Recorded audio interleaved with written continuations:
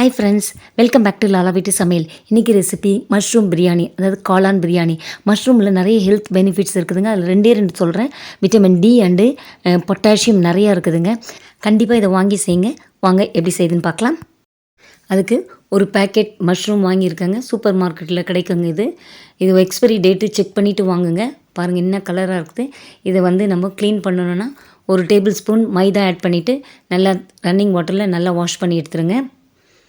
பாருங்கள், நான் வாஷ் பண்ணிட்டேன். நல்லா க்ளீன் ஆயிடுச்சு. மேலே லேசாக தோல் கூட நீங்கள் எடுத்துருங்க. இப்போ ஒரு குக்கரில் 4 டேபிள் ஸ்பூன் ஆயில் ஆட் பண்ணிக்கோங்க. ஆயில் சூடானோன்னா பட்டை, லவங்கம், ஏலக்காய் ஆட் பண்ணிக்கோங்க. அப்புறம் 2 பெரிய சைஸ் வெங்காயத்தை ஃபைனாக கட் பண்ணி போட்டிருக்கேன், அதை ஆட் பண்ணிக்கோங்க.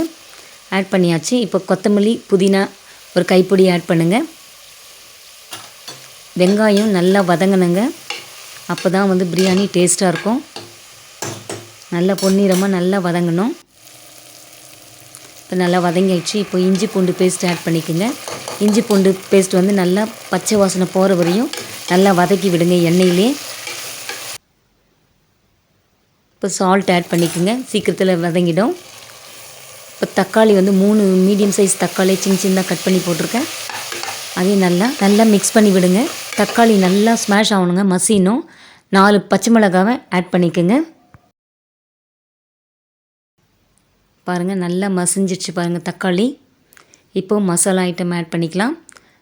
காஷ்மீர் மிளகாய்த்தூள் 1 table spoon, garam masala 1/2 table spoon, normal மிளகாய்த்தூள் 1 டேபிள் ஸ்பூன் ஆட் பண்ணிக்கோங்க. ஆட் பண்ணிவிட்டு நல்லா மிக்ஸ் பண்ணி விடுங்க. எண்ணெயில் கொஞ்சம் மசாலா பொரியணும். இப்போ காளான் ஆட் பண்ணிடலாம். காளானை ரொம்ப மிக்ஸ் பண்ணாதீங்க, லேசாக மிக்ஸ் பண்ணி விடுங்க. இப்போது அரிசி ஆட் பண்ணிடலாம். ஒரு 20 மினிட்ஸ் தான் இதை நான் ஊற வச்சேன். இது பொன்னி அரிசி தாங்க, நார்மல் ரைஸ் தான். லேசாக மிக்ஸ் பண்ணிவிட்டு தண்ணி ஆட் பண்ணிடலாங்க. 1 டம்ளர் அரிசிக்கு 2 டம்ளர் தண்ணி ஆட் பண்ணிக்கோங்க. இந்த டம்ளர் தான் நான் அரிசி அளந்தேன், அதே டம்ளரில் 2 டம்ளர் தண்ணி ஆட் பண்ணிக்கோங்க. சால்ட்டு செக் பண்ணுங்கள், சால்ட் இல்லைன்னா ஆட் பண்ணிக்கோங்க. இப்போ இருக்கிற புதினா கொத்தமல்லி கொஞ்சம் லேசாக ஆட் பண்ணிவிட்டு செக் பண்ணிவிட்டு க்ளோஸ் பண்ணிடலாம். காரம் இல்லைன்னா கூட ஆட் பண்ணிக்கோங்க.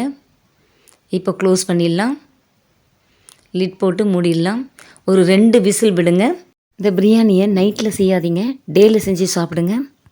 பாருங்கள், 2 விசில் வந்துடுச்சு, எடுத்துடலாம். பாருங்கள், நல்லா வெந்துடுச்சு, நல்லா உதிரியாக இருக்குது பாருங்கள்.